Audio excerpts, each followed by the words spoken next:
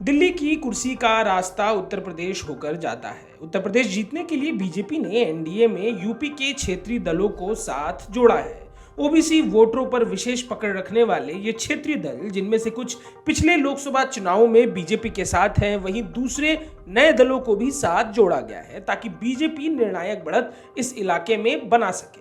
UP के 2022 विधानसभा चुनाव के परिणामों को अगर देखेंगे तो पूर्वांचल इलाके में बीजेपी का प्रभाव बाकी इलाकों की तुलना में कम दिखा।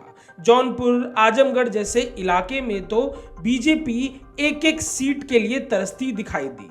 ऐसे में इस इलाके में एक नई रणनीति की जरूरत थी और अब वही रणनीति दिखाई दे रही है। उत्तर प्रदेश में पूर्वांचल साधने की बीजेपी की कवायद 27 लोकसभा सीटें जीतने के लिए 3 क्षेत्रीय दलों के साथ गठबंधन करने की है। संजय निषाद की निषाद पार्टी, ओम प्रकाश राजभर की सुभाषपा और अनुप्रिया पटेल की अपना दल एस को साथ लाकर पिछड़ों को साथ जोड़ने की बीजेपी की कवायद है।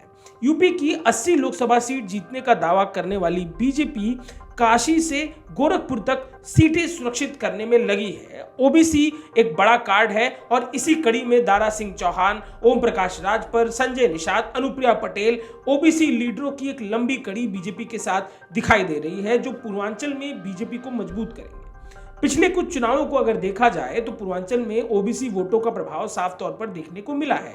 2022 के विधानसभा चुनाव में सुभाषपा सपा के साथ ही गाजीपुर, आजमगढ़ जैसे इलाकों में सपा को एक तरफा सीटें मिली थी, जिससे सुभाषपा की मजबूती मालूम दी थी।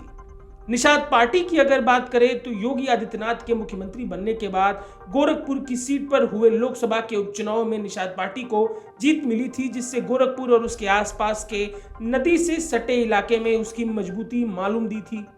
अपना दल एस की बात करें तो मिर्जापुर और इससे आसपास के इलाकों में बीजेपी की जीत में अपना दल के वोटरों की भूमिका अहम मानी जाती है। इन तमाम नेताओं को बीजेपी अपने साथ लाकर इस इलाके में खुद को मजबूत करना चाहती है। इसके अलावा मऊ जिले में दारा सिंह चौहान, जिनकी गिनती सपा के मजबूत नेताओं के तौर पर होती थी, उन्हें भी बीजेपी अपने साथ ले आई है। आंकड़ों को देखेंगे तो मालूम चलेगा पिछले लोकसभा चुनावों में बीजेपी को पूर्वांचल में 26 में से 6 सीटों पर हार मिली थी। अंबेडकर नगर, आजमगढ़, घोसी, गाजीपुर, लालगंज, जौनपुर किसी भी सीट पर बीजेपी चुनाव जीत नहीं पाई थी। इन दलों को साथ लाकर बीजेपी ओबीसी समाज में निर्णायक बढ़त बनाना चाहती है। ओबीसी समाज के गणित को समझिए। 2014 में बीजेपी को 34% ओबीसी वोट मिले, 2019 में 44% ओबीसी वोट मिले और 2022 में यूपी विधानसभा चुनाव में यादव वोटरों को हटाकर ज्यादातर ओबीसी वोट बीजेपी के साथ आया। उत्तर प्रदेश में सूबे की सारी पार्टियां ओबीसी समाज के इर्द गिर्द ही रणनीति बनाती हैं। यूपी में सबसे बड़ा वोटर 52% पिछड़े वर्ग से ही आता है। 43% गैर यादव यानी कि पिछड़े जातियों के वर्ग के तौर पर जाना जाता है। ओबीसी में 59 जातियां हैं, जिनमें सबसे ज्यादा यादव, दूसरे नंबर पर कुर्मी। यूपी में पूर्वांचल की 27 सीटों को जीतने के लिए बीजेपी ने अभेद प्लान बनाया है। एनडीए में ऐसे 3 क्षेत्रीय दलों को लाया गया है जिनकी ओबीसी समाज में पैठ मानी जाती है। पूर्वांचल की 27 सीट जीतने के लिए बीजेपी की विशेष रणनीति, एनडीए में साथ लेकर आए 3 क्षेत्रीय दल। क्या प्रयोग होगा सफल?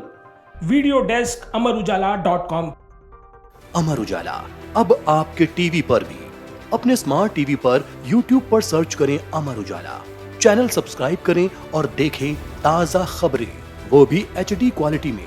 और हाँ, बेल आइकन दबाना ना भूलें ताकि हर खबर हो आपके घर। अमर उजाला, निष्पक्ष, निर्भीक, निरंतर।